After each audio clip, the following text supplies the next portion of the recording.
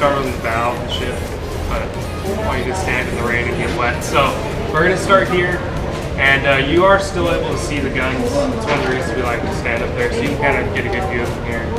But take a look after the tour, get the full idea of the magnitude of these guns, how big they are. Some of the largest guns on any ship you'll see ever. But I'm going to start off this tour with the history of the Battleship Missouri. That begins January 6, 1941, when construction began at the New York Naval Yard in Brooklyn. It took 3 years for the Missouri to be constructed, so it was not here when the attack on Pearl Harbor happened. It'd be 11 months of construction safely in Brooklyn. 3 years later, the Missouri was completed and would be the last battleship finished by the United States. The last of 4 Iowa-class battleships, the others being the USS Iowa, Wisconsin, and New Jersey. Then, January 29, 1944, the Missouri was launched and christened. A young lady named Mary Margaret Truman was the one that christened the Missouri. She was the daughter of then Senator Missouri Harry S. Truman. You've heard his name before. And then in June of 1944, the Missouri was commissioned after some sea trials brought into World War II in the Pacific. The USS Missouri would be at the invasions of Iwo Jima and Okinawa, and then attack mainland Japan. Following that, the surrender to end World War II would be signed on this ship on September 2nd, 1945. So that'll be the next stop of our tour. We'll talk more about that on the other side of this deck. But we like to point out that we have the bookends of World War II from the U.S. perspective here at Pearl Harbor. We sit about the USS Arizona. This is a good spot to see the memorial. So we have where the war began for the U.S. with the attack of Pearl Harbor, and then here in the Missouri where it ended the entire war. After World War II, the USS Missouri was in the Korean War, served 2 tours of duty in the early 50s, and then in 1955, this ship was decommissioned for the first time. Had almost 30 years of rest in the mothball fleet in Bremerton, Washington, and then in 1984, the Reagan administration had the 600-ship plan, and so a lot of ships were being called back out of mothballs, including the Missouri. Extensive modernization took place, air conditioning was installed across the ship for the first time, Tomahawk missiles, Harpoon missiles, and the Phalanx anti-missile defense systems all installed. 2 years later, the Missouri was finished and was reactivated, was once again a active mission ship.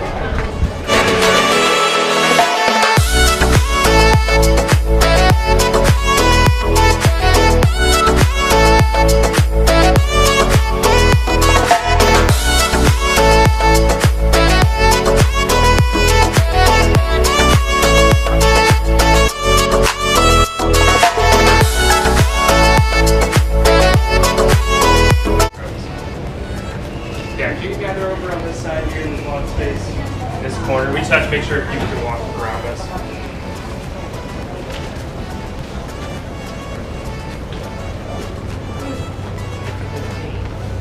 Got plenty of room over on this side, and then we'll have to keep this whole part clear here. Sorry. Okay. Now we're on the surrender deck, kind of just the other side from the deck we were just on, but this is the more important side. Because this is where World War II officially ended. This would be on September 2nd, 1945, and the Missouri was anchored in Tokyo Bay, Japan. There were 250 Allied ships around the Missouri, and hundreds of aircraft either flying overhead or ready to fly to watch over everything. On the ship, this turret would have been turned, and any obstacles would have been removed, like the mushroom bed behind the group here, so that the high-ranking officers could stand on the deck right about here. You can see that in the photograph. Taken from the media deck, temporarily extended 10 feet beyond the normal deck.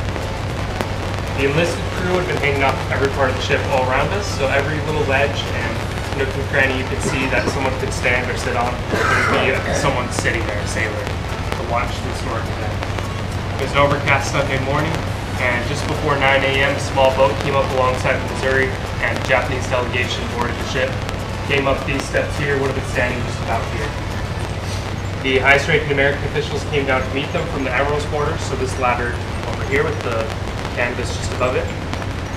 From the Admiral's quarters and down those steps came General Douglas MacArthur, Admiral Chester Nimitz, and Admiral William Halsey. When they came down and took their positions, the ceremony began at 9:02 a.m. And it started with a speech by General MacArthur, seated at the table in the photograph. He spoke of justice, but also tolerance, freedom, and rebuilding. This message was very well received. On board the battleship Missouri. Please use extra caution when using ladders and walkways, as they may be slippery in damp weather conditions. Alright. General MacArthur's speech was well received by the Japanese delegation, who did not know what to expect when they came on board and surrendered.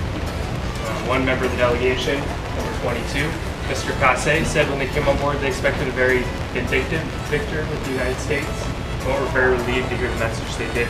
And after the war, there would be a lot of rebuilding efforts, and today the U.S. and Japan are close allies. After the speech by General MacArthur, it was time to sign the surrender documents. First to do so would be 2 Japanese delegates.